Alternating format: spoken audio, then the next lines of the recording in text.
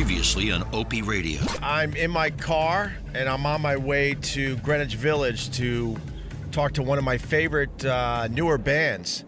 That would be The Record Company. These guys are so cool, have so many cool songs out. If you've never seen them live, do yourself a favor and do that. They're absolutely amazing. So I'll be down in the village in just a little bit, but I decided before I do that, I should pick up Vic Henley because he's a music guy. Vic! I look like a fool. I'm in my car with a giant microphone screaming to you. Yes, exactly. You look like a total perverted person. And now, episode 6, The Record Company, with Vic Henley. I call it Black Donald's. That's my favorite McDonald's in the city is Black Donald's. The Mad Cuban, Chef Carl Ruiz. I'm like exotic. I'm like a fat unicorn. And a radio legend who's having more fun than he's had since he was fired. Run, Forrest, run! Opie. The Westwood One Podcast Network presents Opie Radio.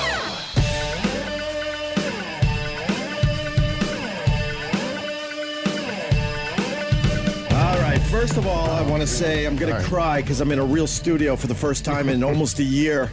Vic Henley and Carl. How does this feel to be in a real studio? Feels like we have like a real job like we used to before you messed everything up.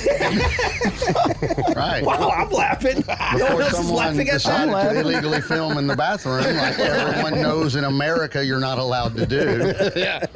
But, now this feels like actually something creative might be happening. It's pretty, we'll have to wait and see on that. Chris has got to carry us. I ain't carrying nothing. You're going to tell you right now. We got to say hi to Chris Voss from The Record Company, one of my favorites. I'm telling you, one of my favorite people in the music business, and one of my favorite bands out there right now. And we're thrilled to be here to talk to Chris Voss. I was thrilled to have your people reach out to me and go, "Whoa, Ope's back! He's doing a podcast. The guys want to, come on and say hi." Yeah, man. Well, you've been a supporter of us right from the get-go, so that means a lot to me, man. I'm old school. I come from Wisconsin, farm family. You know, we appreciate that shit. And you don't forget. Hell no. I'm also half Italian. We don't forget. No kidding. Yeah, you can say that again. Hey, Carl, how many people forgot over the years? I was keeping a tally, everybody. I think you're the only one. Yes, I think you're the only one. Literally, Chris is the only person. You're the only one. You sure you want to do this? I want to do this. I'm starting to think it might be me. No, it's all good, man. I was telling Vic the story in the car. This is how sad my life is, but I'm enjoying the hell out of it. We were podcasting in my car on the way down for this interview. Oh, man. And I was telling the story that you reached out to me or your people about Rita Mae Young, the video. You guys did a special video for that song, and your guys said, "Hey, man, they want you to release it on your YouTube channel." Yeah, I man. never forgot that. No, that was amazing that you did that for us. We appreciated that. And it was the hula hoop girl. Yes, Katie Sunshine, right. Man. Best hooper in the world, man. She's unbelievable. You know how we got her on a video? She tagged herself on Instagram. We were talking about okay, we got to do a video, and she tagged herself doing this hula hoop thing. And I was like, we're driving, and the guys are like, "What should we do for this video?" And I turned the phone around. I'm like, just let her film the video. That would be better than anything we can do. She's so good. And we just called her up. We're like, "Hey, yeah." No, I guess you didn't call her up, but you shoot her a line on the thing. It's Sure. like, "Hey, you like the song?" "Yeah, I like the song. You want to do the video for a song?" "Sure." So we sent a guy down there. She picked out a spot right in front of her favorite lake in Arkansas, and she hooped it up. She looked amazing. Oh, so sexy. She's such a my ma's like, "Oh, she's very talented." She's amazing, man. She's amazing. Because it's sexy. It's not slutty. It's not sexy. at all. It's completely it's amazingly, yes. It's just really talented. I understand there's some talent there, person. but the sexiness doesn't hurt. It's super sexy. Well, I don't know what's better, the song or the girl. Right. I would go with the girl. I'm going to go with the song. I'm Latin. I mean, okay. She looks like she does the weather on Channel 41. A shot of reality from you, yes, of course. No, we were talking about that. There's a difference between sexy and slutty. I'm a fan of sexy. Everybody is. It's very old school. I don't know if everyone is. Well, in these days, what do you, Chris? You skanky or sexy? I like the sexy, man. Everybody, Sexy's right? gotta be Exactly. sexy. But I mean, because I'm so freaking old school in so many ways. My musical tastes are from another era. my taste and all that stuff. I mean, I find all the more old school seductive ways a little more charming and cool. I mean, I don't know if that's just because I'm some sort of, I don't know, whatever, born in the wrong century or something. You're a good old Wisconsin boy. I am. I'm from Wisconsin. If it gets too raw from me, I mean, I'm liable to have a heart attack. So, I've been with this. A little too much cheese in this. Yeah, man. My arteries. You come out with clogged arteries where I grew up. So, but yeah, no, it's. I like the. If I had to pick between the two, sexy is definitely a lot more appealing to me. With some clothes still on. She's wearing cut-off jeans. I think. I'm talking just women in general. Now. Absolutely. Not what we just saw walking down the street here. He and I were dragging ourselves over here, and this girl's walking down the street, and she's got on a white linen shirt with nothing on underneath it. Whoa. And she might as well be naked. As it should be. The hell is this? Is this a Mormon podcast? No. Carl is fired up for the big record company interview. Record company talk. We got Chris. The other two guys they're up there Alex somewhere talking to They're other running people more around out important. there. There's some other stuff happening today, so they had to lock that all down. But I was like, I'm gonna come over here and do this thing. Yes. Like I said to Opie, I'm the only one who talks anyway. So yes, the other guys, unless you can amplify staring into a microphone, which I don't think. Put it on 20. He still ain't saying shit. Being a radio, You actually said you're the one with the most personality. I have some personality. Oh no, yeah. Chris is the man. Being a radio guy, I got to say, these bands, they start splitting up the members. Your status depending on which member they sent you. We got Ace High here. Well, today. we got Ace High. Yeah, I love Alex and Mark, and they've certainly, all kidding aside, have given us some good stuff over the years. They're great. But getting Chris, I'm like, okay, good. But I still rate. Thank you. Let's hope Chris doesn't use that on us. True, Carl. Oh man. Well said. Yeah. I got to ask you about the cheese thing in Wisconsin for real. Man. How much cheese do you guys really Lots. eat?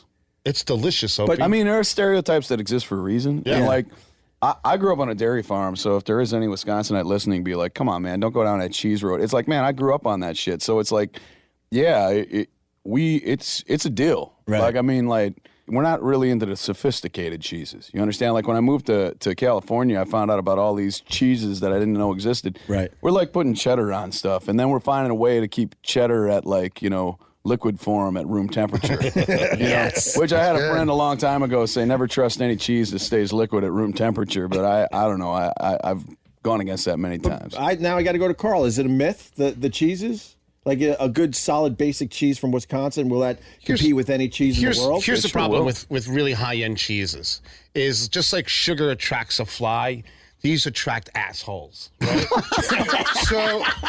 so as good as this cheese could be, the person and the place you have to eat it in is awful. It's like a chemotherapy clinic. It's just you just want to die in there. It's awful.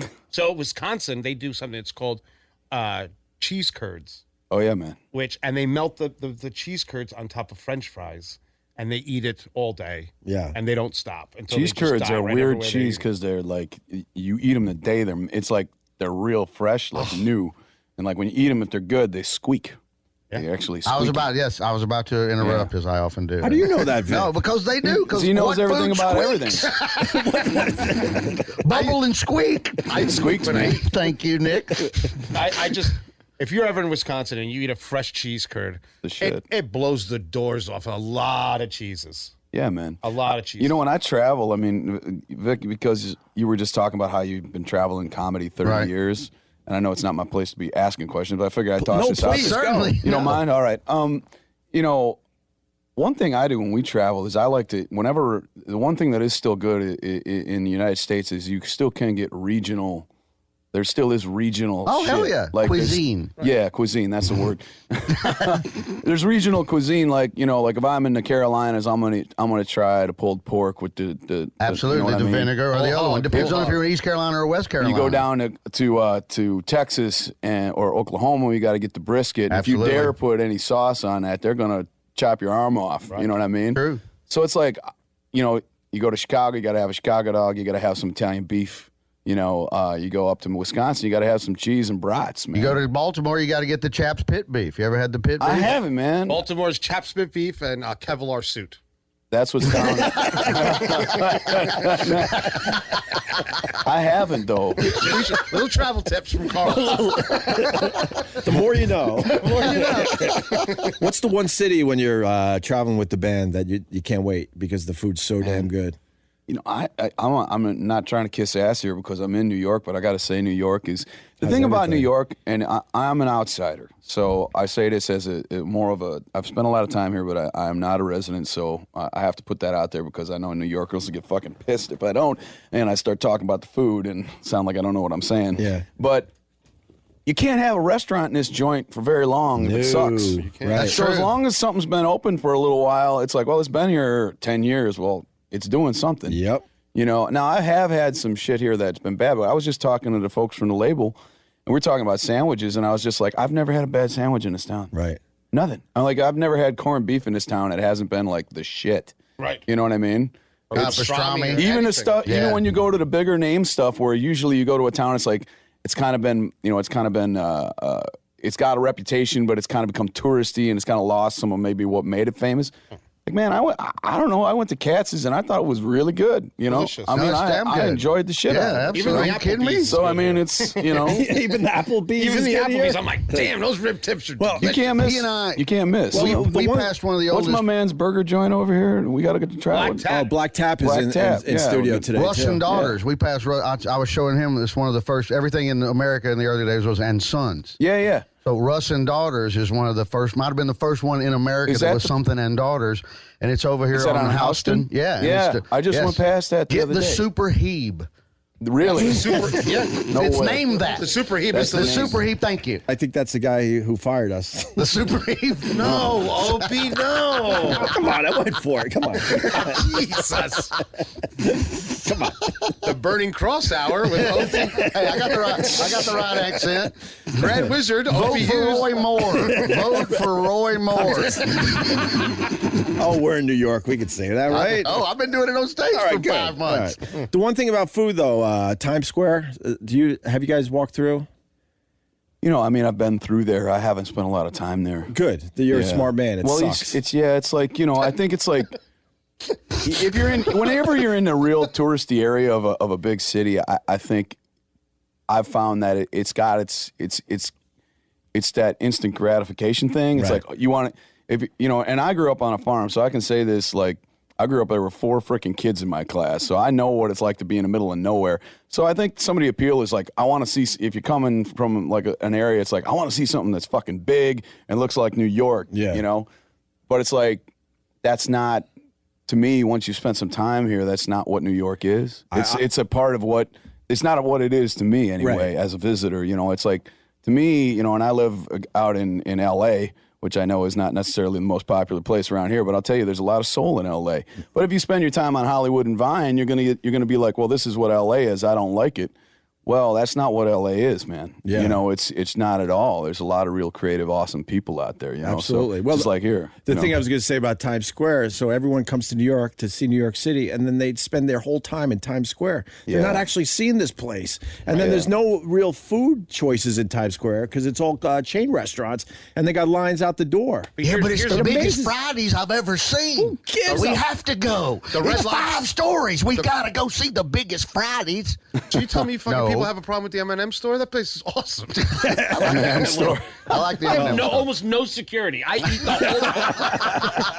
I go from there to the Twizzler thing. I'm a mess. It's just a store I'm of shaking M&Ms. by the end of the day. I can't argue that. You're right about that part. But one thing, I opened a restaurant in Times Square, and it's a necessary evil. It's like the bug light for shitty tourists. Like, imagine all these people. If we didn't have Times Square, they'd be in the West Village with their acid wash cut off jeans. And, it's a mess. So it keeps them busy. It keeps the really bad tourists busy. They're like an idiot's corral. Right. Everybody robs each other. The fist fights in front of Bubba Gumps. Bubba Gump. It's great. And they keep, all the West Village and stuff with the cool tourists.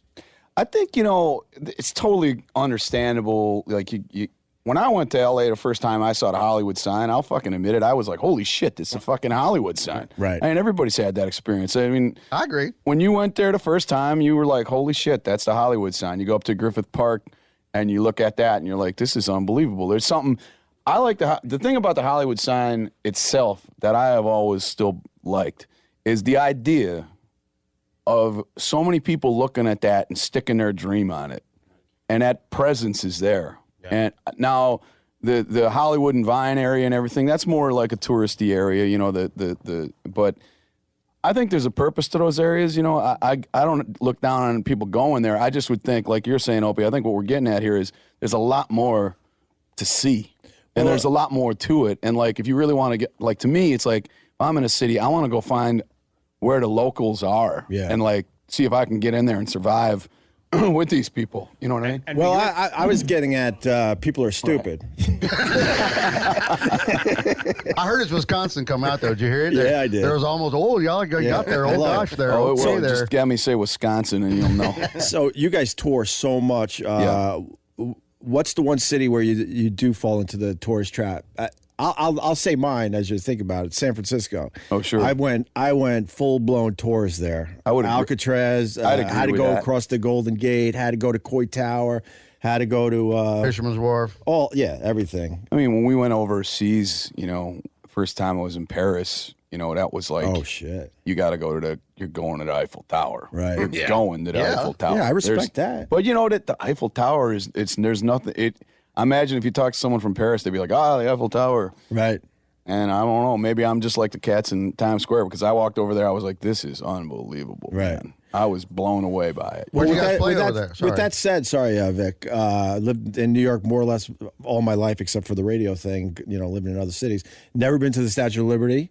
I've and never been to the either. Empire State Building, to the top. I have been there. You're awful. You're a horrible human being. He also hasn't been down the street from his apartment. He's never made a left. I think that's true, Carl. I was walking with him before. He's like, look at that building. I'm like, that's your house, dude.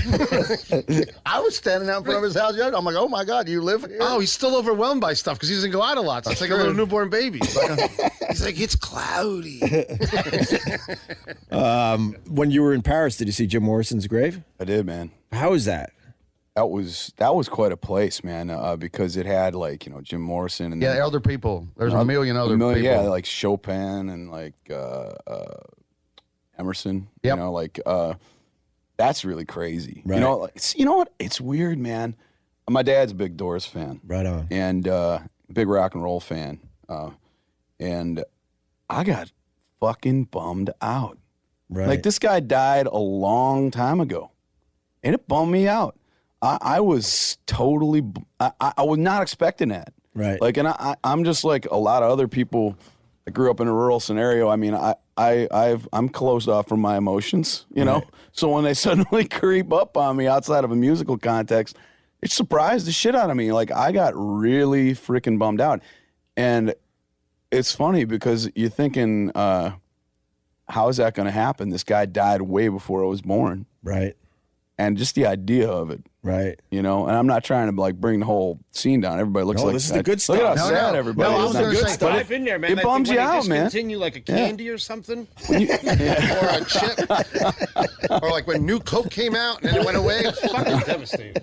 Oh, it's complete. Continue. I'm sorry. But no, but it did. It bummed me out. You know, I mean, I don't know if it's the idea of being that young and then right and having it all and just kind of, but or it's just the romance of. I mean, man, Paris is.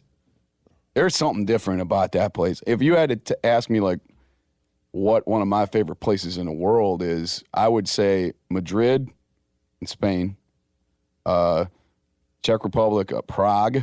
It's cheap as shit, by the way. If you ever want to go over and have an amazing experience in Europe and not spend a lot of cash, Prague is awesome. They still are on their own currency, so it's really good.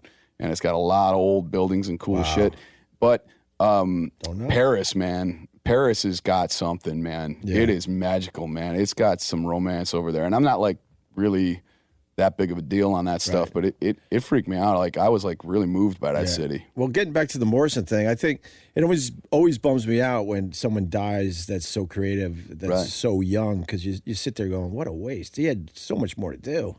Yeah, man. And even though he was a bloated mess and he didn't take care of himself. No One Here Gets Out Alive is one of the greatest rock books ever. He's literally talking about if you read the book, you know the book. Look at your car. Yeah. It's a great book. Yeah. It's an amazing story. It's totally Yeah. On a Doors live record, his scream at the beginning of Backdoor Man, and if you're listening and you don't know what I'm talking about, it's Doors live. It goes straight from Backdoor Man into Whiskey Bar. That's when you know you've got the right version. You can't miss it. The yell he does at the beginning of that, it's insane. Absolutely. It comes from a deep, dark place. Yeah. Right? He Jagger is definitely to me like one of the greatest frontmen of all time, no question. The Stones are probably like, if I had to pick one band, they're my band. I love the Stones. I'm a big Stones guy. Jagger brought all that showmanship, and he learned it watching that James Brown and that Tammy show. He kind of figured it out, right? Yep. Yeah. Morrison that's where like Ozzy Osbourne, heavy metal comes out of Jim Morrison, man. In my mind, like the dark, like there is no Dio without Morrison. Right. There's no, it's like you needed that guy. A lot of guys won't turn their back to the audience and sing. Yeah. And he would start the show not facing the crowd for 30, 40 minutes sometimes. And I can't remember, was that truly because he was freaked out, or was that? Supposedly that was the story. Yeah. That he had a little bit of a stage fright thing. And then it turned into this mythical, cool, like no front man had ever turned their goddamn back. You're not a front man if your back's facing the crowd. I love the Doors for their bluesy stuff that, being a radio guy, the stuff that we didn't play, like 5 to 1, Backdoor Man, they didn't really play a lot, Waiting for the Sun. That's the stuff. He said Alabama song, Whiskey Alabama Bar. song is one of my favorite. Peace Frog. Yeah, that's the name of the tune. My apologies, Yeah. I'm from Alabama, I'm qualified. And you can't and you can't really fake that blues shit. You can't really fake hell it. no. That leads to you guys, the record company. You're not faking it. Do you guys do any Doors songs in your set? Never have done a Doors song, mostly because I just have too much fucking, I don't know. How can you, if I'm going to sing somebody's song, it's going to be a voice that's completely different than mine. Right. That way, when I interpret it, it's not like you can compare. It's apples and oranges. You got covers in the set? Are there? Well, yeah, sometimes? like we do some weird shit. Like we did a Beastie Boys cover. We did Which one? What You Want. What You Want. Oh, that's But we do it like really swampy and like totally different. I don't even know if you can tell what it is until we get to the guitar riff. You can't. And the first time I heard it, and when it finally got the big reveal or whatever, I was like, oh damn! You got to go to YouTube after this and check it out. Sweet. It's amazing. No, totally. That's why I was asking you about the Doors, because I think if you guys did the Doors, you would do it in such a unique way like that. I would love to. I have such reverence for that guy's voice that I'm afraid to. It's like a guy in my register isn't going to improve on that or do it. And, it's like somebody in a different register, like if you had like a girl do it, or if you had a guy with a higher voice or a totally different sounding voice, you could probably hear something in the song that wasn't there. Yeah. It's kind of like, but my voice is low. And so it's going to be in the same register. And in my opinion, it's just like, it already was nailed it this way. Mm-hmm. And if anything I'm going to do to it is kind of going to, it's the same reason why I would never cover, a Muddy Waters song. Oh, geez. You can't sing I can't sing a Muddy Waters song. Right. I can do it in the privacy of my home. And I've done it. We've tried. And all I ever walk away with is, man, I should probably stop doing that. Do the other guys agree with you? Have you all sort of looked at each other and thought the same thing you just said? No, I don't think we've ever talked about it. I just really love singers. Like, I would never want to do a Ray Charles song. Ray Charles, what are you going to do? Right. Covering Elton John, even. That's a whole nother side of the spectrum. But, like, especially the 70s Elton John, man. Yeah. How are you going to... You can't beat sing that. Tiny Dance. I can't sing Tiny Dance. Or maybe a guy like Chris Stapleton could pull it off because he's just an ace card singer. But, I don't know. I'm kind of going around a block. But so my answer to you, Opie, is just, no, I wouldn't do Jim Morrison because I just have too much respect for the way he did it. And I don't think where I'm at with my abilities could add to the song. Yeah, right. And if you can't add or take it to a different place, you're just, what the fuck are you doing? You know what I mean? I got you. You know what I mean? What were the influences growing up? Everything, man. I mean, Grandpa Don, who passed away about 2 years ago, great, farmed till the day he died. They told him he wasn't going to be able to work anymore, and he died 2 weeks later. No kidding. Yeah. And 92. I mean, he's the man. He was the man. Complete opposite. You told me I don't have to work. I would live forever. You'll live to 108. I'd be 600 years old. Extreme couponing in my basement. I think if you really love what you do, and then you can't do it anymore, that breaks your heart. Sure does, man. But he liked Waylon Willie, the American songbook shit, like like Johnny Cash. Yeah, Johnny Cash. And then my mom's side of the family, my grandpa Joe was Italian, and he loved Nat King Cole, those crooners, Sinatra. It took me a little longer to understand how cool that was, to be honest, because now I get it. I get it big time. But then and then Patsy Cline, that was his favorite singer. It's one of my favorite singers. Dad was the rock and roller. Yeah. Dad liked the Stones, the Who, Hendrix, Zeppelin, the Voss, ZZ Top. Ma liked Motown. Ma was a Motown. That's a nice mix, combo, right? That's so I had it hitting on all sides, and so when I got into music, it was funny because my buddies, when I went to high school, there was a lot of stuff. I had kind of listened to a lot of this kind of stuff already, and when you get hit that 16, 17, that's when you're, at least in my generation, when it was like, you were like, okay, well, you're into bands like, well, I don't know, Nine Inch Nails or something. And then all of a sudden, your buddy's like, hey, man, have you checked out Hendrix Band of Gypsies yet? And it's like, I was like, yes, I have. That's cool. My mind is going through them changes.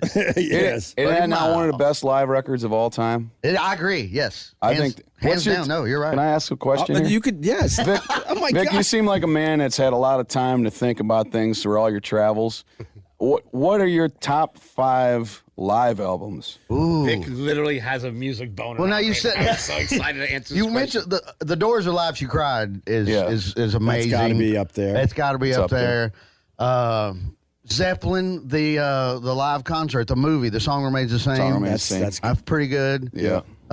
Hendrix. Yep. That the band that you can't go wrong there. You can't go wrong. I'm trying to think of who else. You like the Pompeii, live at Pompeii? Yes. Floyd? Ooh, nice. I'll help you out. What about I like live at Winterland. Oh, yeah. If I used to tell people forever that no problem in your life is ever so dramatic that if you sit down and put on Live at Winterland, the power of the music will beat the shit out of whatever problem you have in your life right out of you.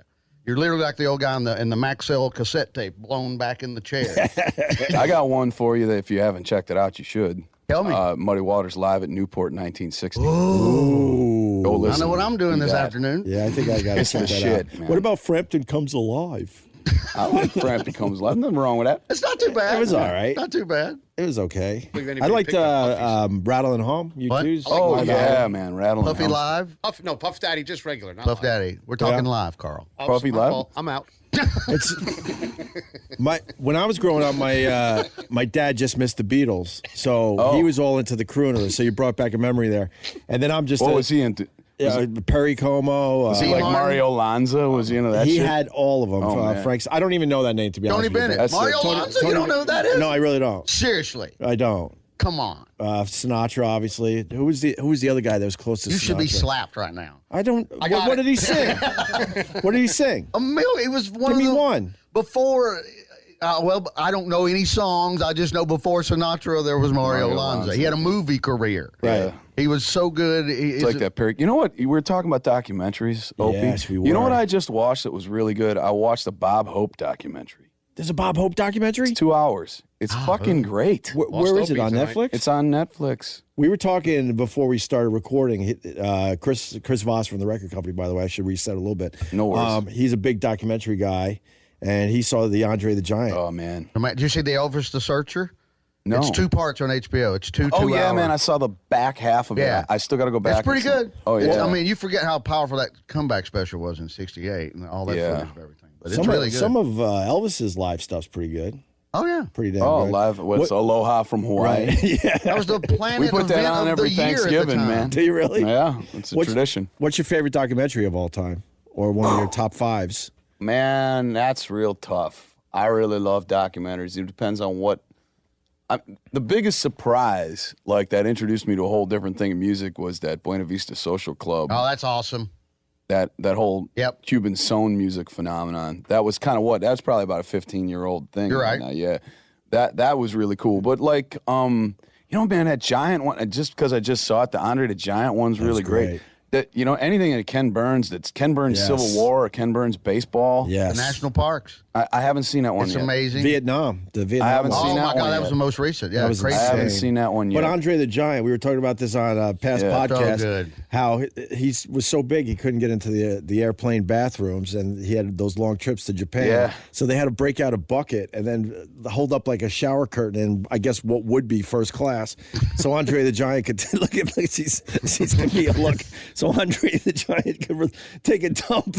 Yeah, like use the bathroom. Good Lord. And can you imagine that? That's the thing about that guy that's so crazy that they get to in that documentary is like, you know, the fact that he made so much of himself was such a thing happening that really at the time when he came up was fucked up to have happen. Like nobody knew what it was, what to do about it. And instead of him being like they talk about how his ma was all like, he's going to die. Right. And he like goes and he figures out how to make himself not only like successful, but a household name across the world. Yes. Right.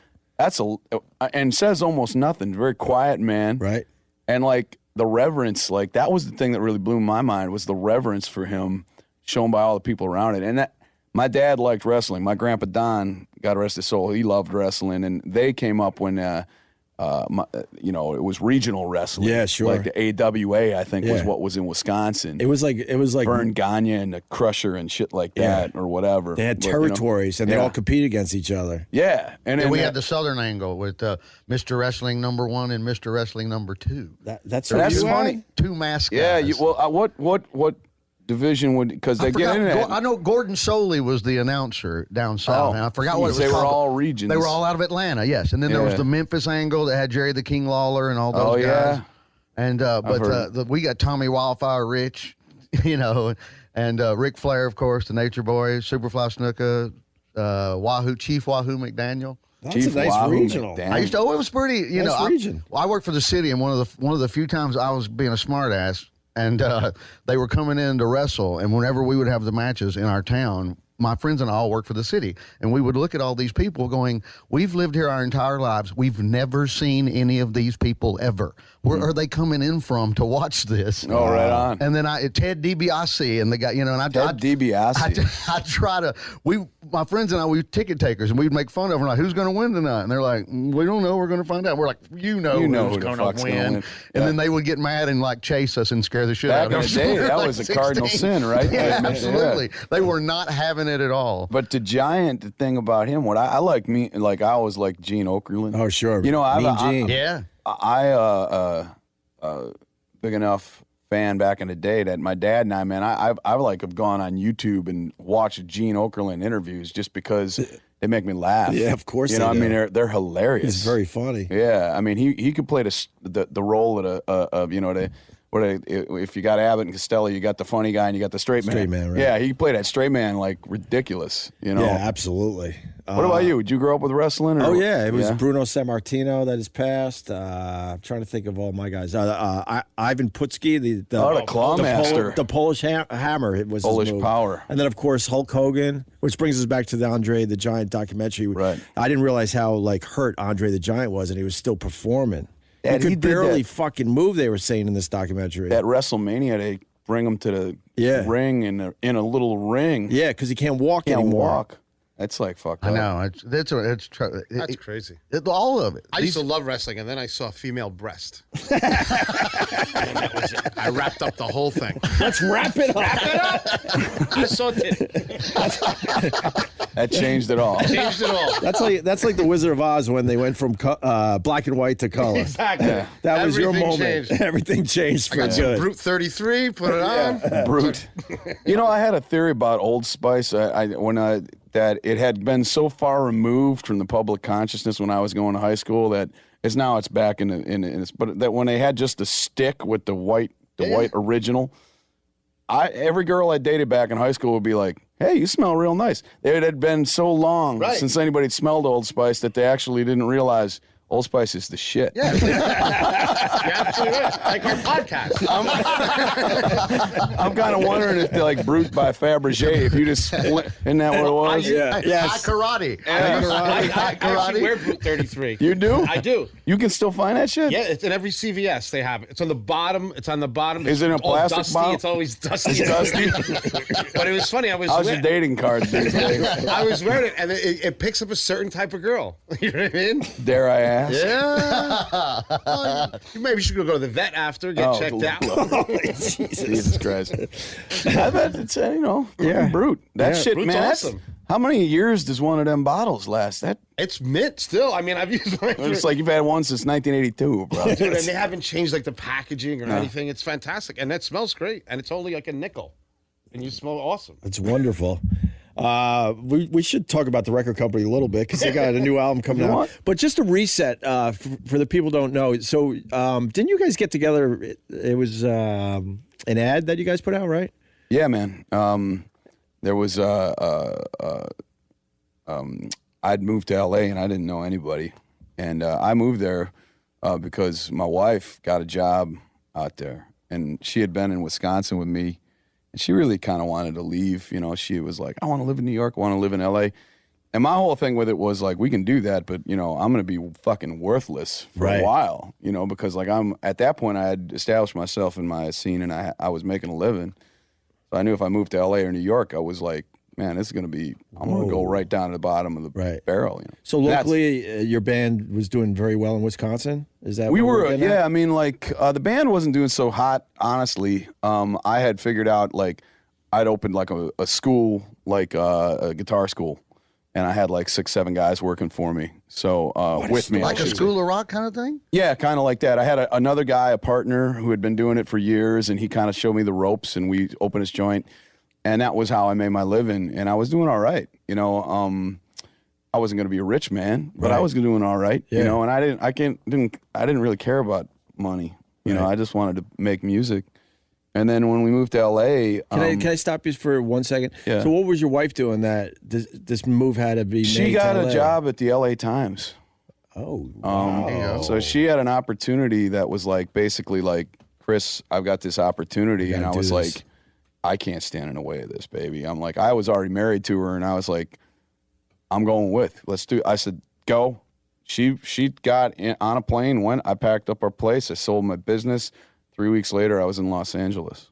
Wow! And you gave up everything. Gave up everything. But I said to her, I'm like, as long as you know that if we go to LA, there's only one thing I can do. Right. And I'm like, and I'm not going to open a music school in LA. If I'm going to be in one of the entertainment capitals of the world, I'm going to have to go for it. So got out there and started getting gigs. She made a thing. She's like, go to the musicians wanted part of Craigslist. And I was like, you got to be kidding me. I'm not fucking doing that. But like many things, she's smarter than me, and she was right. So my dream was pretty much dead, done, over. Yeah, no kidding. And I had thought, I never really thought, well, I can do this. That's why I never moved in the first place. Right. I'd love to say, I'd love to take the credit and go like, oh, yeah, I had the fucking balls to do this on my own. I had faith in myself. I didn't have faith in myself. I didn't believe in myself at all. I fucking went out there and it was survival. It was like, I want to stay married. I want to provide something here for my wife. And I was like, I got to fucking fight for this. Right. So that's what made me do it. And then I ended up putting up an ad on Craigslist being like, this is what I like, this is what I do. And it was like, you get these, you didn't get anything good. Then what ended up happening, and as I had gone on the road with a band, because I was a good side guy, I could sing and play every instrument, so it was like I was getting gigs, but they were side guy gigs. Weren't paying a lot, but I was getting in the scene. And Alex, our bass player, who produced the record, both records, really, really smart guy. He was kind of at the same point I was at. He had been out in LA for a long time, and he was like kind of at the point where he was like, you know what, fuck this. I don't think it's going to happen for me. Maybe I got to change careers. And he said he literally went on this musicians thing. He had never been on it, and he saw the title of my ad, which my wife had changed without me knowing it, because she's in advertising. Yeah, of course. And she freaking looked at it, and she read what I said, and she was like, because I called her. I was like, hey, man, my ad's about to expire. Could you renew it? And she like went to renew it, and she looked at it, and she's like, this is terrible. So she rewrote it, made me sound cooler than I am or ever will be. I love this story. And that's how Alex called me. We hit it off. We started hanging out, and about a year later, we started the band. Did you have what was your first job in L.A.? Or did you go right to the music thing? Or no, did you man, have to, I went all the way back. You know, I had always taken pride in the fact, like, I grew up on a farm, and then I worked as an electrician in the off years. I really liked that kind of life. Okay. You know, but then I went to school in Milwaukee and I graduated college, made a little deal with my mother. She was like, I love my mom. She's the best. But she was like, all right, if you go to college and you get your degree, I'll never give you any shit about anything you choose to do. So I was like, well, I'm going to do music. So I went and I graduated, and then she never gave me any. She was very Go to Marquette? I went to UW Milwaukee. Okay, all right. I wasn't smart enough for Marquette. I was upgrading you, Chris. No, I appreciate it. But yeah, I where the hell was I? I can't remember. Just your first job in L.A. Yeah, my first job in LA. So I had, you know, and then I started my music school. Right. So I'd never had that big heaping humility moment where like I had to go. So after all this shit I did, college degree, owning my own business, et cetera, when I moved to LA, it was before there was Uber and shit, which I really wish would have existed because I could have actually just done that. Yeah. Man, I had to I remember the low point was delivering pizzas to a high school and getting fucking laughed at, like mocked, you know. Why? You didn't look the part? Oh, man, and I'm in there in my little suit and the whole deal, and like, you know, that was where I was at. And I remember thinking to myself, I was like, I'm sure in some way this is a character building moment, but right now this just sucks. Yeah, of course. And now that we've, you know, the band got moving and things have happened, I'm actually really proud of that shit. Right. Because it was dark. You should go back to that high school. I worked for a moving company. I thought you were going to say something else like, Opie, please. I said pizzas. Opie, you know the political environment, right? You can't be saying shit. So, you know, you know, that's how I did it. You were know, humbled a little bit, or? You know, I don't know if I needed to be humbled, but if I needed it, I got a little bigger dose. Okay. You know, I never really had that big a thing about myself. I just kind of wanted to work my ass off and be worthy of whatever I got, you know? So then how did you guys get Mark? He was buddies with Alex. Oh, he was? Okay. Yeah. And how many years ago was that now? We got together in late 2011, started playing 2012. Man, you guys moved to the top fast, Thanks, bro. man. Oh, my God. Well, we had all been you know, this is something that maybe be interesting to chat with you about here. You know, to do all the things you've done in radio and all the adventures you've been on, haven't you found that when you have to look the death of your dream in the eye, right, that's when the shit really starts happening? Yes. When you throw it all away and don't take it so seriously, too. Yeah, exactly. We were like, we didn't care if anybody listened to us. Right. We were like, we want to play rock and roll. Right. Music that we love, and we don't really care. Yeah. And that was the first time I'd ever taken that stance in a band where I literally was like, I'm going to do whatever the fuck I want, and that's it. And then it turned out to be the thing that started working. They always say when you stop taking it so seriously and just relax and just have a good time and have fun, it all starts happening. I'm working with guys I really like now. Yeah. And I'm at the stage where I'm like, I don't really care how many people listen. Right, sure. These guys might care, but I mean, I've done it. I've been to the top. It wasn't as awesome as I thought it was because there was a lot to it that, you know, a lot of stress and a lot of just crap that I had to deal with. And now this is just so freeing. Well, in the Bowie documentary, didn't he say, back to the documentary thing? Oh, yeah, that's another great one. And he says something like, when you can no longer feel the bottom, that's when the art starts. Right. Or something like that. Oh, I'm probably ruining it. I agree that's that's a good quote. But Opie's done it 12 times. It's exhausting. So Yeah, I guess. I mean, I love you, Carl. Opie has 37 comeback stories. You're 100% right. I mean, I'm self-destructive by nature. I get bored, I guess. I don't know. Yeah, but You didn't do anything wrong last time. No, the last one wasn't I'm a on witness me. to that. I've been fired 3 or 4 times. Oh, you I'm joking. you mother. He's trying to be cool in front of the rock star, bro. He's trying to look Full-blown rock star. He's trying to be a douche. I'll ask got Chris, stage though. fright. All right, so you're in a band. You're with a bunch of guys that you feel like you really know, right? Yeah. So that was our crew at SiriusXM. We had a nice little crew, and one of our guys, I thought we could, have a little fun with, like we have fun with each other. So, should I even talk about this again? We took a picture of the dude. No. So I'm on Instagram Live. I'm not live. Instagram story. And our buddy's in a stall. So as a goof, I'm like, hey, I'm going over the top. And I go over the top like you would do with your friends, right? I'm sure you have stories like this. Please help me. Does it look like he does?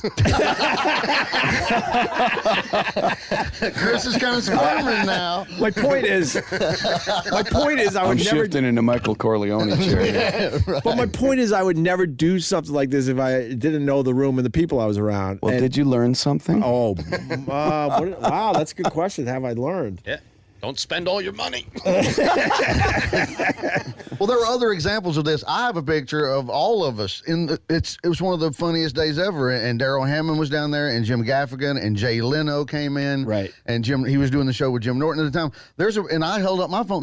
We're all five. He's in the stall, and I just took a picture of all of us in the bathroom that day because everybody was funnier than me. Because I do edgy radio with a bunch of guys that get it, so we did all sorts of crazy ass shit like that. So it was a moment where I'm like, hey, I'm going over top, just being silly in front of all of us, because there was a bunch of us in the bathroom, and he wasn't naked. It's literally a G-rated video. Yeah, you don't see anything. It's literally Nothing. a G-rated He's video. super overweight, so even when he's naked, he's not really naked.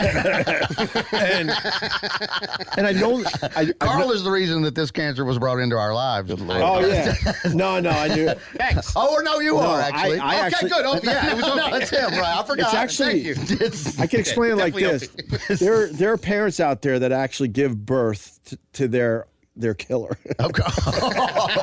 Okay. All right. Oh, nice. Well, I didn't know there you were are gonna go though. there. The Menendez, Certainly, okay? no. You don't have to So explain I was the one that misunderstood those two. I was the one that hired the guy and gave him a damn good career and really believed in him. And the company at the time didn't want to hire him. And we thought we were all tight. So that's why I did that, thinking he's one of the boys or one of the guys, right? And then I think nothing of it. I show him the thing. He's laughing his ass off. It's G-rated. I go, oh, please let me, post this. And he said no. So at that point, I'm like, okay, he doesn't want to post it. That was the end of it. Delete. Next thing I know, he stops even talking to us. He avoids us, even though he was a big part of booking the show. And then I find out that he went to human resources. Oh boy. And that Aren't you was glad it. you don't have that in them? You don't have. There's no There's no version of human it. resources in rock and roll. I was going to say. Well, that. how about there was no human resources in radio for a really long time, and True. they brought that nonsense into this game. No, he got yelled at. I came in late one day, and he was in the hallway walking around like mumbling to himself. And I'm like, "What's the matter with you?" And he was like, "I've been down in the boardroom getting yelled at by about 9 guys in suits for like an hour." And I looked at him genuinely incredulous and went, "You mean like real job shit?" Oh boy. Yeah, man, we don't. You don't was have a real horrible. job. I don't have a real job, but for some reason they turned it into a real job. I don't know why you would do that, but yeah. Well, good thing you don't have one of those anymore. No, no. He shot that right in the They head. did me a favor, Chris. I'm so much happier. I'm not happy how it all went down, but I'm so much happier. So You are happier. yeah, way happier. You ate meat the other day. That was awesome. You had a beer that actually had some beer in He it had a instead beer of with fruit. that didn't taste like grapefruits. Tangerine, lambic. beer. I like him. All right. I like. Do you like beer, Chris? Do you like beer? Yeah. Do you like little what's your girly favorite, beers? Well, what's your favorite beer?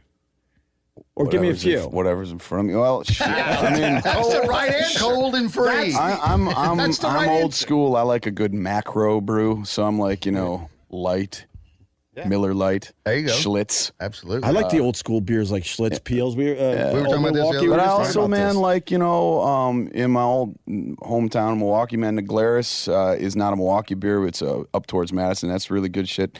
Lakefront Brewery is great in Milwaukee. They kill it. The Lagunitas folks up in Northern California are really That's good. Carl's buddies. Yeah, He knows they're the guy. really good. They're Make some awesome. good stuff. Let me know. I'm gonna get you the whole swag trains coming your way. Oh yeah, I love those guys. We went and played there. They have like a band shell out there. Yeah, we played that a couple years ago. They're really good people, and again, they were another group of people that, like you, Opie, they came to us early. Yeah, right They on. brought us up there. Those guys, Lagunitas, started in a garage in Northern California, and they ended up selling it to Heineken for $1 billion. Man, imagine that two stoners in their garage in 10 years. 10 years. It's amazing. Like billionaires. And they're not billionaires. That's crazy. I mean, the thing that kind of blows my mind about shit like that is like, you got to figure out how to meet the demand. So you got to keep hiring people and like keep the quality somehow. And like, how do you do that? How do you figure that out? I've always figured out that in every restaurant or alcohol company, there's always one person who has no friends and everybody hates because all he cares about is the product. And those companies thrive. You know, like the one Lagunitas guy was a dick, but he made unbelievable beer because that's all he cared about. So, yeah, man. You know what I mean? You know, I'm like, hey, how you doing? Yeah, good. Who are you? I'm like, I'm sorry, bro. I'm not a keg. I'm leaving. You know what I mean? You know what I'm obsessed with, man? Yeah. I'm obsessed with the idea of the bottom of the ninth, 2 outs. Like, just speaking in metaphor here, but just kind of follow me for 1 second. 2 outs, bottom of the ninth. How do you hit the ball? People that hit the ball. I'm obsessed with how did they do that?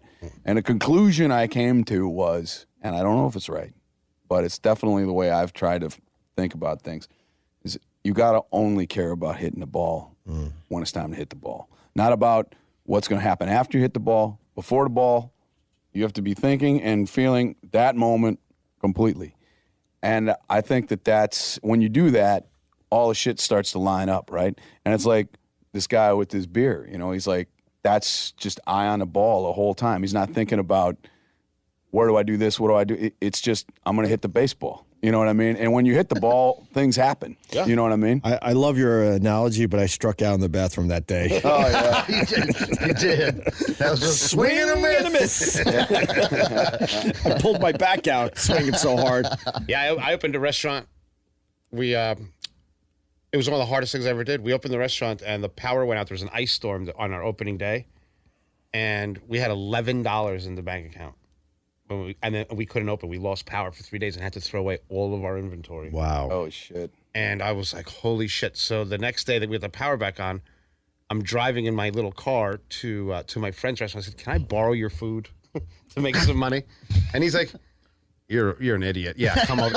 Come just because I want to watch this. Right. You know what I mean? Like, that's how restaurant people are so morbid. He's like, you're going down, bro. Come and get the lettuce. You know what I mean? So on my way back with all the food in the car, there's a lady on the side of the road with a flat tire on her bicycle. So I help her. You know, even with all the food, I put the bike on and I get her to her house in the town that I opened the restaurant. Ends up, she was the president of the homeowners association. And sent out an email. Everybody has to go to this kid's restaurant. For real. And that's what. So the Good Samaritan actually paid off for you. I got to jump in, though. But I've never been nice to anybody ever since. That's why my luck's gone to shit. But I got to jump in to Chris's point. That's why you're successful. You could have folded and said, I'm done. No way. But at that moment, you figured out how to hit the ball. That's why I like the analogy. And you're like, I got to get this done. Yeah. I'm relentless and also proficient in check forgery. But that's for another. That's hitting the ball a whole different way. Another broadcast. Oh, I'm sorry. Earmuffs there. Yeah, we got a lawyer in the room right now. I was kidding about everything. Yeah. So I guess we should move on to the new record company album. The first song, Life to Fix, is amazing. Thanks, man. I've heard it probably at least 20 or 30 times already, and I'm not sick of it. Awesome. I'm not sick of it. Thank you. Yeah. Are you proud of you have to be proud of the song. Yeah, man. What I'm proud of with the tune is that through all this stuff we just went through, I kind of figured out that, like, in the end, you're left with yourself. And if you're not healthy on the inside of that, you're going to be fucking miserable. Right. No matter how good or bad you have it, right? Mm-hmm. Kind of like what you were talking about before, height of the heights. And then if you're not feeling all right about what's going down in your heart and your body, your mind, your situation, it's not good. So the song's like, get inside, like, work on that shit. That's take responsibility for yourself and figure yourself out before you start, and that was kind of the idea. Was like, after it was all said and done, I was like, the only way we're going to make a good record is to get inside and be real, and like, I could come on here and not talk about how I delivered pizzas to a high school. I'd probably be a lot cooler if I did. No, you're way cooler. No, You know what did they talk say. about that. No, it's amazing. You know, Yes. but I don't want to fucking hold that shit back, man, Right. because, you know, what I'm trying to say, and, you know, one of the reasons I wanted to come on here too, Opie, was because I you know, it's you helped us out, you know, you gave us a shot, and that means a lot to me, man. Wow. And like, because I did fucking deliver pizzas, Right. you know, and I did stand on a farm in the middle of nowhere, far from any city, and have this picture of sitting and doing shit like this, and I Right. never thought it would fucking happen. Right. And here I am today. See, you're And appreciative, though. A lot I'm of people go through appreciative. the same stuff like that, but as soon as they hit the big time, they forget about it. They're all wrong. that. No, This guy right Carl. Carl can't wait to leave. I change my phone every 2 weeks. Who are you? Chef who? Did you have things that needed fixing for real? Yeah, man. I mean, well, just for instance, I mean, like, I didn't have any faith in myself to do what I'm doing right now, and I'm doing it, so I was wrong. Yeah. Why was I so down on myself? That was bullshit. It was weak. Did you have a tough upbringing? No, or- man. Great upbringing.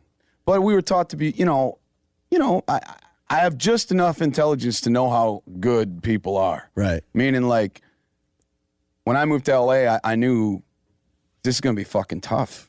That's Right. scary shit. Sure. But you know the thing I thought, Vic, in the end, somebody was like, aren't you worried about that there's a lot of competition? And I'm like, yeah, but in a race, you're only racing the people in the front. And if you don't think you can be in the front, you shouldn't even be in a race at all. I see. You know He's what I mean? good. He's good. So, Hear that, Ope? Pay attention. so 20, it doesn't matter if you got Colin and I are 20,000. both telling you right now, please listen. Please listen. He's right now. Drink that soup that he's making. So that was kind of the idea. Yeah, I looked inside for the last few years myself. I can't look over there as I tell you this, but because they're gonna just mock it. But got into meditation and some therapy. Shaman. And I saw a shaman. That's for another episode. A shaman. No He shit. did. I saw a shaman. Native American shaman. Even the rock star's like, you did. No, huh?" he said no shit. I like it. He said no shit in a good way. Okay. No shit. He was like, "That's impressive." I saw it in his eyes. You know what, man? I think that's fucking great. There you go. I do. I think it's fucking great. I do. I'm being honest. I lost him. No, he actually is You're being gonna nice. pay for it with them, but not with me, man. He's being nice. I've noticed that there's so little kindness in this room that genuine kindness is seen as sarcasm. Didn't take you long. No, man, I'm figuring it out. We're very guarded. Yeah. No, man, I think that's all great shit. No, we. My wife's really into yoga, meditation stuff, so Yeah. I've dipped in, and then there's this Reiki master, and he does some shaman shit. So he comes over to my apartment on the Upper West Side. Oh boy, the building was not happy when this guy walked in. Oh, yeah? He had the tribal drums, and he was dressed the part with all sorts of little bags of medicine. Yeah. And he had me snort something, and I've never done heroin. Oh, Lord. But for a second or two, no, not a second, for probably 20 straight minutes, I'm like, is this heroin? I was freaking the F out. Oh, wow. It was some kind of Peruvian plant that was tobacco based. I gotta get all my info for the official shaman podcast. Oh my God. But it just, I snorted in one nostril, and my whole right side was just fired up, and Welcome to my life. I was more than alert. I didn't I'll realize tell I you. was into shamans. And then he says, "You ready for the left side?" I'm like, at this point, why? All right, and left good. side, and then my body was on fire. Wow. And I what was that getting was. paranoid, going, "What the hell did I just do? Heroin or something?" But it's tobacco based, and it's this Peruvian plant. and, all right, just- Peruvian plant. Yeah. Yeah, man, but it all comes from that place of wanting to get it together, right? Like inside, like even that's probably weird for people who have been fans of yours for years to think, why the fuck would you need to do that? Well, yeah, it's a lot of fucking pressure, and there's a lot, staying on. You can't do one good show and have a career. Right. You have to do a good show every fucking time. right. Yeah. Every Same as you, time. though. Same. You're Yeah, you speaking got to your leave own it lay words. out there, man, Right. or nothing. You got Yeah. nothing. Johnny Carson did fucking 30 years of great shows. You know, I mean, it's like you got to freaking kill it every time, right? I mean, even when you ain't killing it, you got to be trying to kill it. Or you got to make believe you're killing it. Yeah. You got to put that smile on your face. Now there's a lot of things to hit here. So, like, I had a lot of weight on my shoulders at the height of my success. So I didn't really enjoy it as much. And I was irritable. I had an anger problem. Then I met my wife and realized, you know, I got to figure my shit out because I'm really into this. And then when I had my kids, I'm like, oh my God, get your crap together. Yeah. So it really started when I met my wife 14 years ago, and it took a long time. My wife saved my life too, man. For real? How long you been married? 10 years. Nice. I have the complete opposite story. Carl's going through some stuff. Carl's going through a thing right now. Right now. Carl, for real. I'm going to talk to him about the shaman. I'll talk with the shaman. Get the shaman, man. Earmuffs. Get the shaman. Earmuffs. We're going to have a moment now, me and Chris. How did she save your life? She just wanted to be a better person? Yeah, man. I wanted to be worthy of being around her. Right on, man. You know? I could have fucking fucked my life up and been fine with that on my own. Right. We're going to snort some Peruvian dust, man. I think we're doing it already. We're going to do that. Do you have children? He's got two. No. None? I couldn't do this to a kid because I travel. I travel too much. Sure. Would you ever want to have kids, or you guys are good? You know, I'd love to, but I'm willing to walk off the cliff of that option without it. If it doesn't happen, because I got to be a musician. Right. Well, I worked a long time to get the shot. Now that it's out there, some people are listening, and while I got it in me to do it, right, that's all.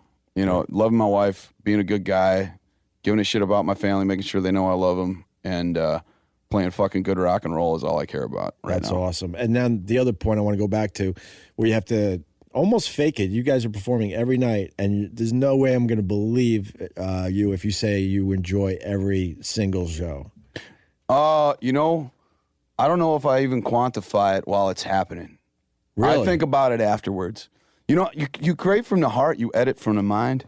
You know? Okay. Yeah. You know what I mean? That's deep. Bumper sticker. He read that off a tombstone. No, that's real. That's amazing. That should be it. Carl, that's your next T-shirt. There you go. You can have it. Doing it. But that's brilliant. That's brilliant. No, I but agree. that's what I kind of you know, you create from the heart. The heart doesn't have a good or bad. It's just you're just being real or you're not. And when we play, I played so many years in shitty clubs and failed miserably for years that I do actually love every show now in retrospect. That's awesome. Now I will say this though, there are shows where I come off and I'm like, man, I didn't have it tonight. The thing that lets me sleep is, did you give it everything you had? And I can say that most times. Right. You know, and if I didn't, that ain't happening the next day. Right. I'll tell you that much, because I fucked up. And I think the greatest thing anybody can give an entertainer of any kind is their attention. That's the greatest gift, is to give somebody a little bit of their time. Right. That's their life passing them by, and they're giving you the time, right? Don't fuck with it. You know, do a good job. You know, be worthy of that. Right. You know, and that's the way I think about it. And afterwards, that's when the thoughts come in. So in retrospect, yeah, I can have nights where it's like, yeah, man, that didn't really work out that well, or man, that wasn't as cool as last night. But during the show, never. So let me take it the other way really fast then. What makes a show where you get off stage and go, wow, that one was a little more special? I don't know, man. Oh, really? It's not out of my hands. It's the people. No, that's what I mean. Vic, man, So the energy now is what I was going to say. You're hitting your jokes. Sure, the works. fucking shit's going off the walls. You got every laugh in the building is just blowing up. You can't miss. You get off stage. Do you know why? No, because I just think that crowd was really good. They were like what you're saying. The energy of the magic of the moment was all. There's no way to quantify. When you're a creative person, there's nothing better than being in what you're calling the zone. Certainly. And you can't really wrap your head around it. You can't explain it. You can't bottle it. No, that's what he said. But when it happens and when you know you're in the zone, there's almost not a better feeling. Well, I'm sure you know. I'll ad lib, and then I'll run straight to a napkin and grab it. And those are really good. When I'm running and I can't even talk to anybody. I'm running to the waitress going, give me your pen. Wow. I'm grabbing a cocktail napkin and I'm writing down 7 or 8 words because I was in the zone and something came out. And now something I might have been doing for 10 years actually has 4 or 5 lines in it now that I never did before. But that's more music than comedy, probably, I would know. I don't know, man. I mean, I watched my grandma cook, same damn shit. She never thought about it. And I mean, I don't know. I like it. I think it applies across every form of anything. I've asked that question a lot. I like your answer the best. Oh, thanks, man. It tells you the truth. It's the truth. It's there's it's I got genuine. nothing to lose, man. Right. I wasn't supposed to be here. You know what I mean? So all I want to do is tell the truth. What do you mean you weren't supposed to be here? I wasn't supposed to make it to this point. He's saying he feels very fortunate. Yeah, no, you're thinking, I mean, like, die. No. No, maybe I was. No. I was starting to No. Yeah, you're like, now, Carl's like, now we're finally getting somewhere. No, I mean, like, I literally didn't believe that I would ever have a voice. No, like I was thinking of. Do you understand what I mean? I understand, but I was going in back to maybe a bad childhood or something. No. He said he had a good. Yeah, no, I get it now. Yeah, of course. Where I was at with that, just to be clear, was I was saying that I didn't believe that I would ever connect. But Chris, you did believe because you kept going. And I believed because I had to, I think. Oh, okay. Your wife probably helped you a little bit along the way. She did, man. Right. And I helped her too. You know, that's the way it works. Carl, that's what you're looking for, by the way, if you're out there looking. Didn't find it yet. So tell us about the new album, the rest of it. Life to Fix obviously is a great song that everyone's playing right now. And the album comes out in June, right? Yeah, June 22nd. June 22nd. It's called All of This Life. Yes. And it's it's just a rock and roll record. It's not like a bunch of heavy, deep intros. It's just rock and roll. But there are some themes in there, and I think one of the things I always, I feel like I'm getting a little too shaman myself here, but I will say this. Maybe there is the Peruvian dust in the air, but go over to his But side. I will say this. I'll say this, man. Happening. The center concept of what I learned and what I believe, and I think it's a mathematical fact, is no matter how dark the darkness, no matter how vast, it cannot stop a light, even the smallest one. And a light will exist, and that's what it's about. Damn, I love that. That's what Leonard Cohen said. There's a crack in everything. Yes. That's how the light gets in. Yeah. Right. By the Leonard way, Cohen, though. to Carl and Vic, the shaman came back twice. Fucking boo. Sad. Twice. I want to hear the story, but I don't want to hear I don't want to know anything. I'm trying to block it out of my mind. Because you know what? There's no shamans in New York Very City. I want a worm in my ear right now eating this out. I'm going to invite Chris Voss to do the shaman podcast with me. I'll be in your corner, man. We should actually have the guy He'll come stick in with and you. go through the whole process. Oh my God. I don't know if I'm brave enough to do that. Maybe. So you guys have already hit the road, right? Yeah, we'll be coming back, New York. We're playing Terminal 5 October 18th. Wow. That's my birthday present to myself. Beautiful. Come on back. Yeah, we'll I be certainly there. will. And we'll be doing a Will Turn out in L.A. We're doing 2 nights at the Fillmore in San Francisco, the Riv, Chicago. Love the Fillmore. Yeah. Going to have J. Fillmore, Roddy great. Walston in the business. Have you heard them? No. They're the shit. You should listen to them. What's your name again? J. Roddy Walston in the business. Okay. Great rock and roll band Nice. out of Baltimore. Nice. I'll check him out. I Good picked up sandwiches from and earlier. You must be from Baltimore. Carl is the king of my Chaps Pit Beef. My favorite sandwich in America is a Chaps Pit Beef sandwich in Baltimore. And you want a crown or a trophy or I'm something? the king of Chaps Beef. Yes, for real. So I kind of cheated. So they had a thing that said you get a crown and free sandwiches for a year if you enter. Mm-hmm. And the guy calls me and goes, "Hey, asshole from the Food Network. This was for normal people. You understand?" He's like, whoever got the most, and it was so embarrassing. Like, and in third place with 30 likes, Deborah from Baltimore. My first place. But 1.7 million likes, Carl is the king. And like, no one was there. I brought my own crown. I brought my own crown and scepter and had them take a picture. No one was happy. They're like, "Hey, Carl. Thanks, Carl. What a dick this guy is."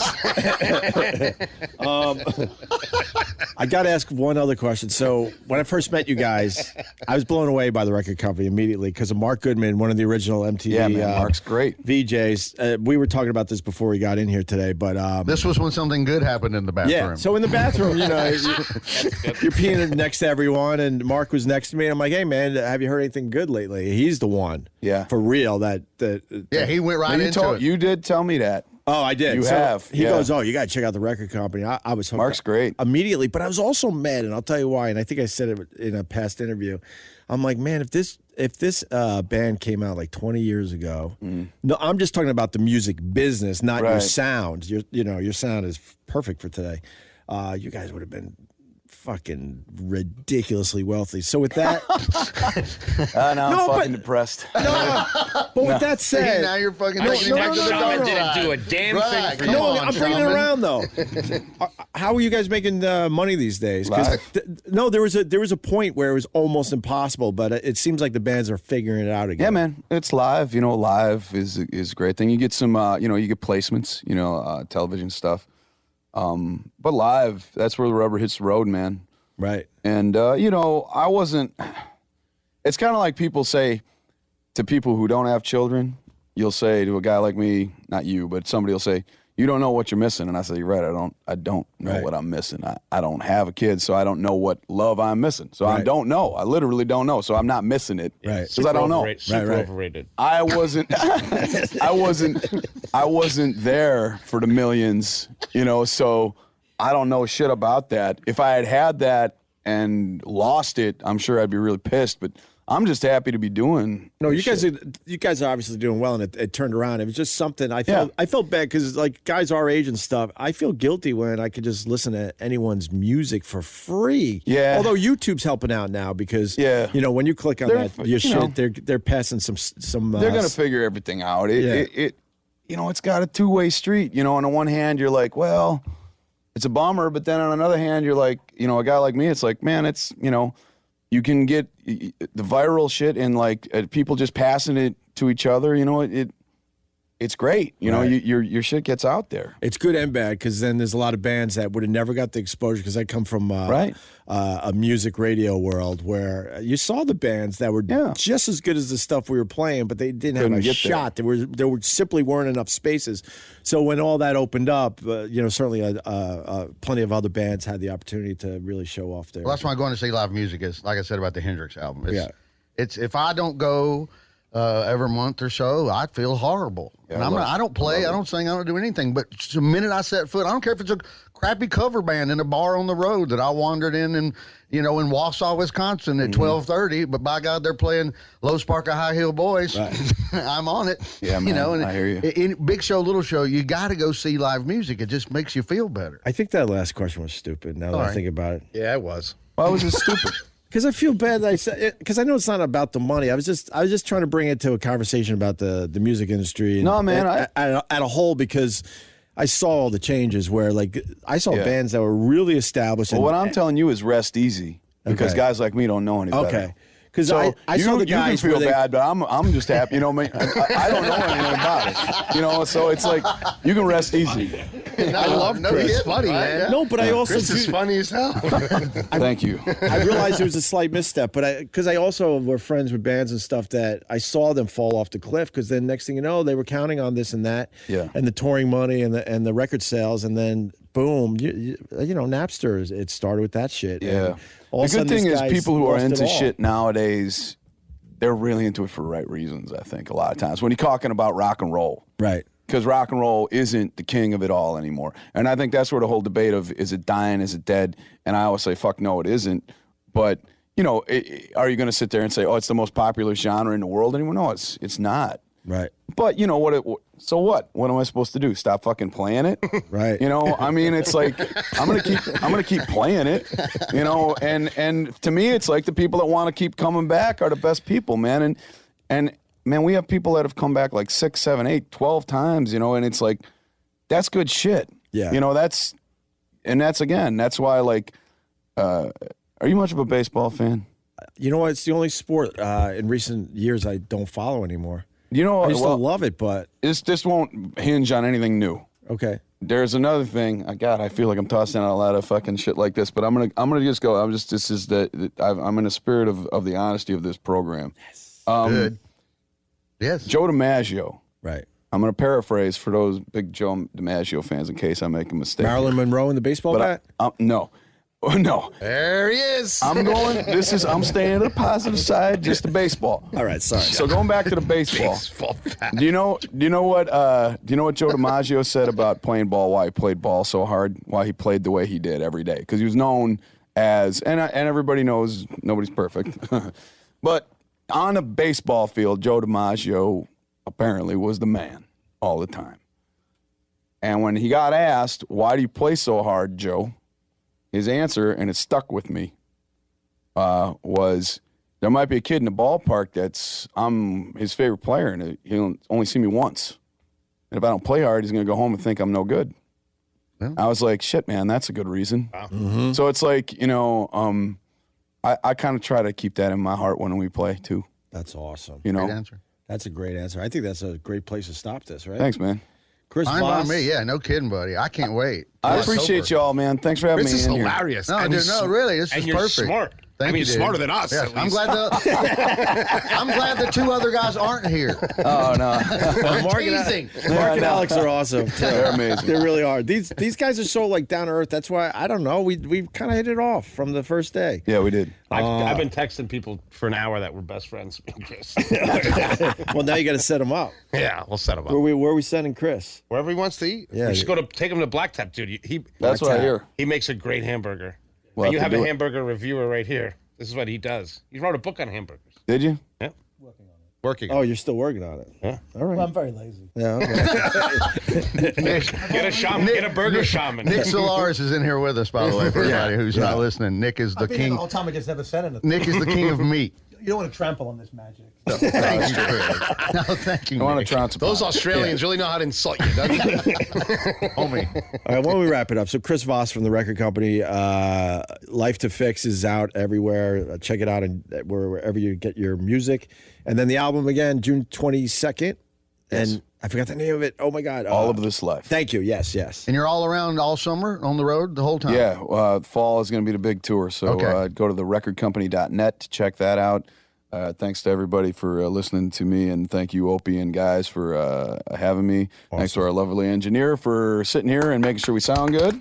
Absolutely. Go see these guys. She actually has a studio that Opie likes to be in. So that's cool. I love this studio. Yeah. I thought he was going to They're start never itching. leaving, by the way, ever. I don't know if I want to be in a studio anymore. The I hope you podcast we've been change your mind because I'm pretty fucking comfortable. Bathrooms and water, lights. We've been Guitars on the wall. There's beautiful stuff here. We literally take the podcast all over the place. It's awesome, especially in New York City. There's so many places to go. I guess eventually we're going to have to settle into a studio. They call that punk rock, man. Yeah, man. You're punk now. We're doing a little punk rock action. Yeah. It's the punk rock phase of our career. Dead Kennedys, baby. I call it the Honey Drippers phase for me. I was in Zeppelin. Now, I love the now Honey I'm doing the Drippers. Honey Drippers. I love the Honey Drippers. I got a couple good songs, right? It's a great record. You know. Nobody knows what you guys are talking about. He knows does. You the know Honey Honey Drippers. Drippers? He's a rock star. Well, Of course he's don't gonna say know. nobody. If a But I'm goddamn talking- musician sitting here. I'm the nobody. Oh, okay. All right, Carl. All right. We'll talk about La Bamba for years. That's so funny. I hit my head. He just banged his head. Yeah, you're right about the studio thing. All right, we're out of here. Chris Voss from the record company. Thanks, Thank you. guys. Awesome. All right. Oh, appreciate it. Opie Radio. Don't forget to subscribe, leave comments, and of course, a 5-star rating on Apple Podcasts. The Westwood One Podcast Network. Rock Talk with Mitch LaFon. This week on Rock Talk with Mitch LaFon, guitarist Richie Sambora looks back at his days with Bon Jovi. Also, George Thorogood talks about what makes a great song. And new band Bad Wolves discuss their debut album, Disobey. Rock Talk with Mitch LaFon. Download and subscribe at Apple Podcasts, Google Play, and the Westwood One Podcast app. Free from the Westwood One Podcast Network.